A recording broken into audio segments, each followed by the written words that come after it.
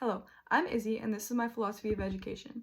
My philosophy embodies inclusivity, creativity, and independence. As a teacher, I'm going to focus on and challenge structures of racism, ableism, and sexism. I'm a white, able-bodied female, and this affects what I see and don't see.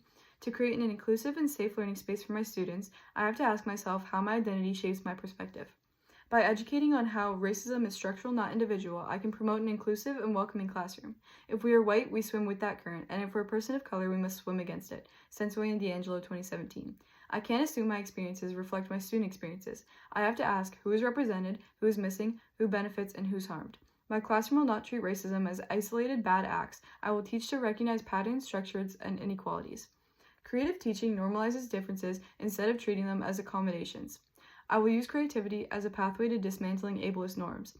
We need to normalize and educate on disability early so students grow up seeing it as a part of everyday life, not something exceptional. Hayden, Seminar Week 5. For example, ableism shows up in schools' expectations like sit still and no extra time. As an able-bodied person, I didn't have to think about accessibility growing up, but now I must design for it. I want to make accessibility the norm, not the exception, by using multiple formats and making students who learn differently feel valued, not just adjusted for.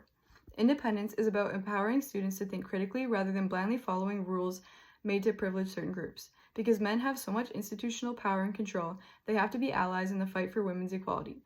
Hurlington, 2025, slide 26. I want to use my power to teach about taking initiative, recognizing your privilege, and helping others rather than taking advantage. I will educate on power dynamics and encourage diverse participation and representation. My philosophy of education grows from the belief that students learn best in environments grounded in inclusivity, creativity, and independence.